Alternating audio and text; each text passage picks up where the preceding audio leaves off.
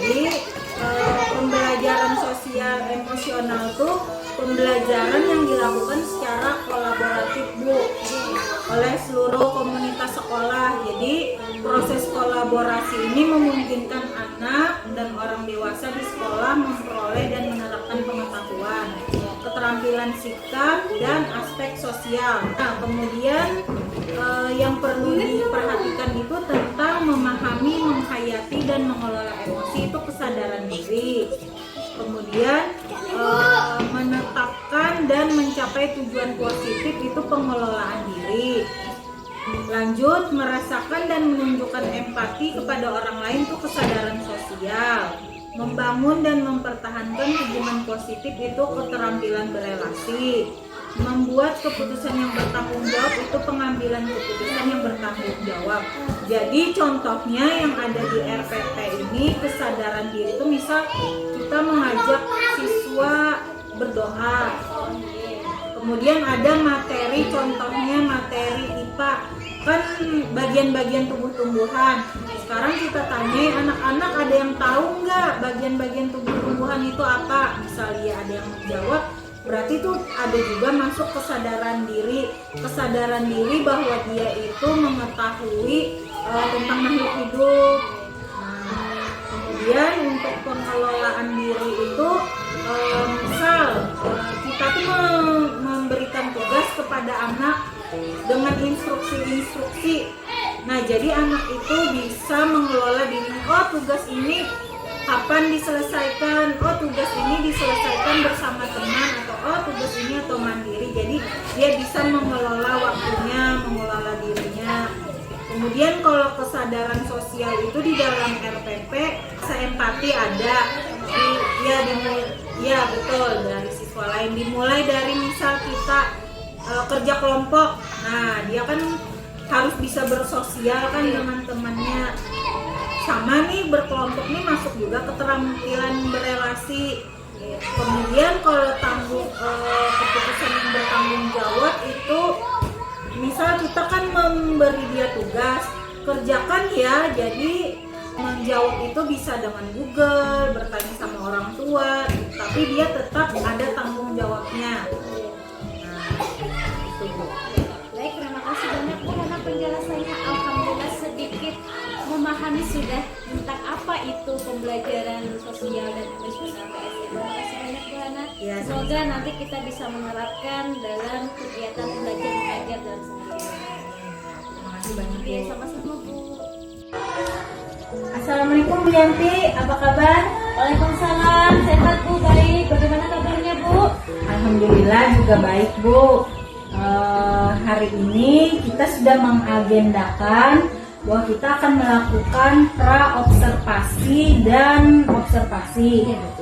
Yang pertama nih kita mulai dulu dengan pra-observasi dengan supervisi kucing akademik, di mana hari ini saya akan menanyakan beberapa pertanyaan kepada Ibu.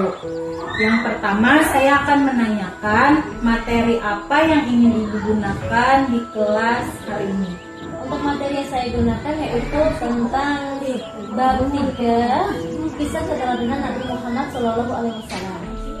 Baik, berarti materi tentang keteladanan Nabi Muhammad SAW. Kemudian tujuan pembelajaran yang ingin Ibu capai itu apa Bu? Setelah guru menjelaskan materi keteladanan Nabi Muhammad SAW, siswa dapat menyebutkan contoh sifat teladan apa saja yang dari Nabi Muhammad SAW yang dapat ditiru dari siswa tersebut. Oke, baik, berarti tujuan pembelajarannya adalah setelah guru menjelaskan materi tentang kisah keteladanan Nabi Muhammad SAW, siswa dapat memberikan contoh suri teladan yang baik seperti apa yang bisa diterapkan dalam kehidupan sehari-hari siswa. Oke, baik. Kemudian area pengembangan yang hendak Ibu capai apa Bu? Area pengembangannya saya ingin capai yaitu tentang siswa dapat mengaplikasikan contoh dari kisah teladan Nabi Muhammad SAW yang dapat diterapkan dalam kehidupan sehari-hari dengan baik dan benar. Oke, berarti itu menurut saya area pengembangannya sudah sangat bagus. Kemudian strategi apa nih yang Ibu pakai dalam proses pembelajaran nanti? Strategi pembelajaran yang saya gunakan yaitu dengan menggunakan pendekatan model pembelajaran diferensiasi based learning, Bu. Nah, di sini saya menggunakan diferensiasi based learning, yaitu disebut dengan DBL. Saya akan membagi 3 kelompok terhadap siswa. Nanti dibagi sesuai dengan gaya minat belajar masing-masing siswa, Bu. Di situ ada gaya belajar yang terdiri dari 3 kelompok. Nanti saya buat gaya belajar visual, gaya belajar auditory, dan gaya belajar kinestetik. Oh ya, oke. Berarti itu sudah mencerminkan diferensiasi ya, Bu ya.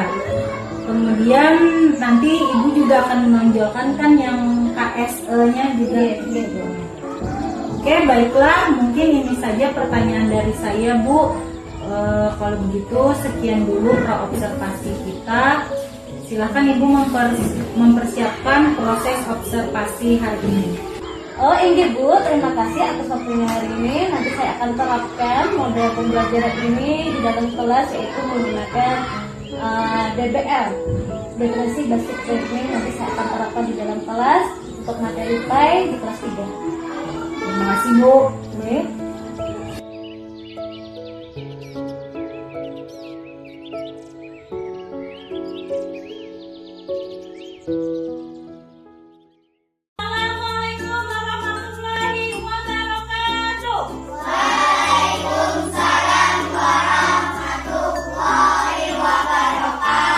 Bagaimana kabarnya hari ini?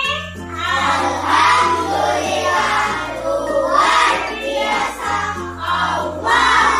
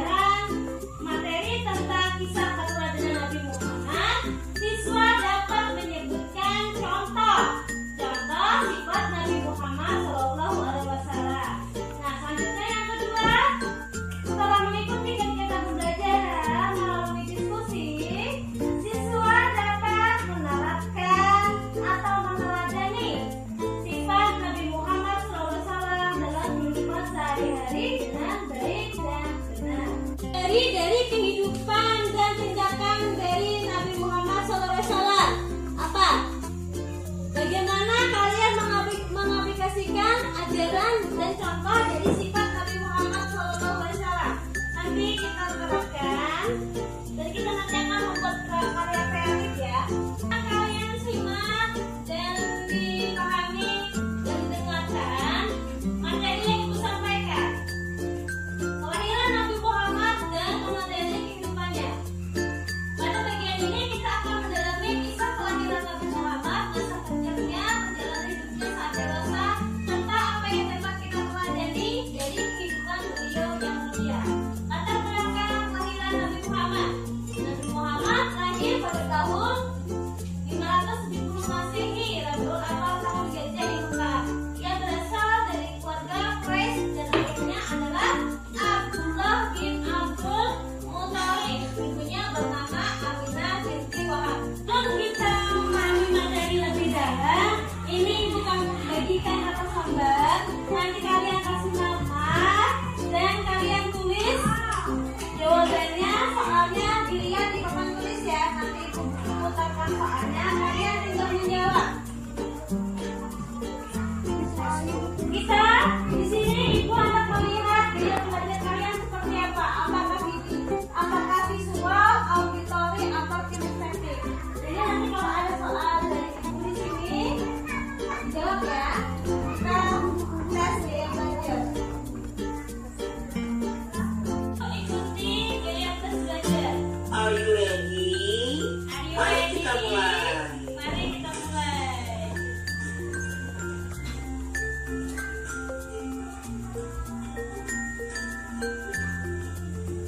Apakah yang lebih Anda sukai? Kalian lebih suka lihat foto, gambar, berarti kalian pilih A. Kalau kalian lebih suka musik, mendengarkan musik, kalian pilih B. Kalau kalian suka menari, olahraga, kalian pilih C. Silakan sesuai dengan diri masing-masing. Mana jawaban yang lebih banyak? C. Kira-kira dilihat kalian lebih banyak yang mana menjawab? A, B, atau yang C? Kalau yang tadi banyak memilih A, berarti gaya belajar kalian visual. Kalian lebih mudah menangkap materi itu dengan melihat. Kalau kalian menjawab B, berarti kalian menangkap materi itu lebih mudah dengan mendengar. Kalau C, berarti kalian menangkap materi dari ibu itu lebih mudah dengan gerakan, praktek, diskusi.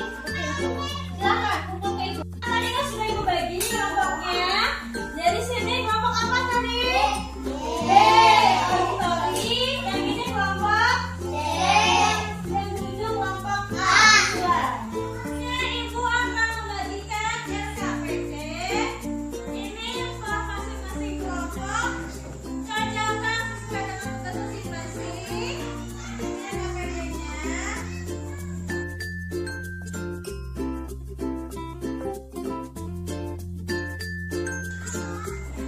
Untuk yang kelompok visual, ibu akan membagikan buku tentang Rasulullah teladan utama. Kalian belajar menggunakan buku ini ya, buku seri tentang teladan Rasulullah SAW dan Muhammad. Gambar ya, gambar tentang kisah Nabi Muhammad SAW. Ini buku tulisnya, buku pembahasan ibu bagikan tadi. Yes. Selanjutnya yang kelompok B. Kelompok B, kalian dengarkan materi dari ibu kisah keluarga Nabi Muhammad SAW tentang kisah hidupnya.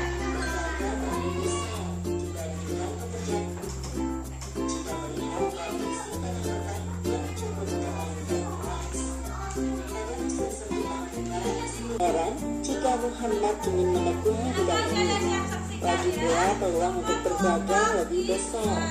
Dan untuk kelompok kinestetik, silakan kalian bikin cerita narasi kita akan bermain peran tentang mencontohkan sikap dan budi muda. Ya, itu masih pengerjaannya selama 30 menit ya, silakan dikerjakan.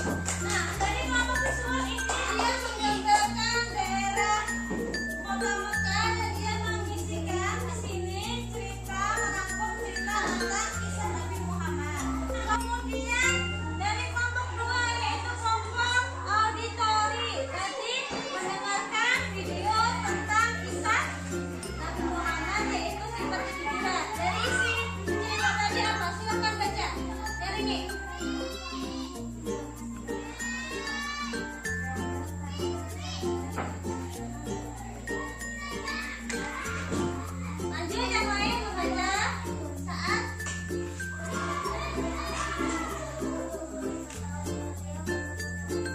ya. Tadi dari kelompok auditori ini merangkum cerita dari video kisah Nabi Muhammad tentang kejujuran. Kejujurannya yaitu Nabi Muhammad berdagang, diutus berdagang karena beliau dikenal dengan kejujurannya. Dan Nabi Muhammad berumur 25 tahun bertemu dengan Khadijah. Khadijah ini siapa? Ini Nabi Muhammad. Silakan duduk, kita beri tepuk tangan. Bermain peran mencontohkan sifat kejujuran. Ini tokoh utamanya adalah Vincent.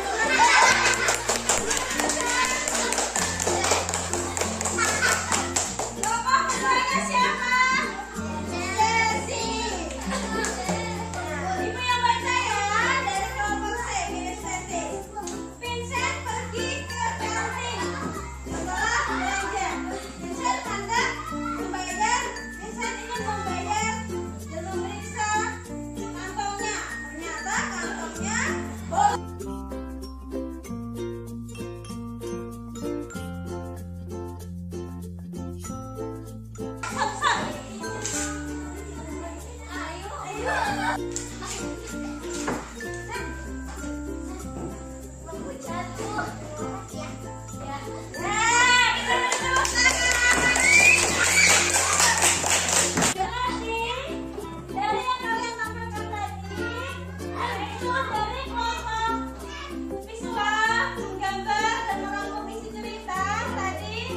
Bagus ya. Terus yang kedua, auditori merangkum isi video kisah kejujuran juga sudah bagus. Yang ketiga, bermain peran ya tentang sifat kejujuran. Sampai sini ada yang katakan? Dari tiga kelompok ini mana yang paling bagus? Dari kelompok kinestetik. Kita beri tepuk tangan. Kembali ke meja ya. Masing-masing kembalikan saja.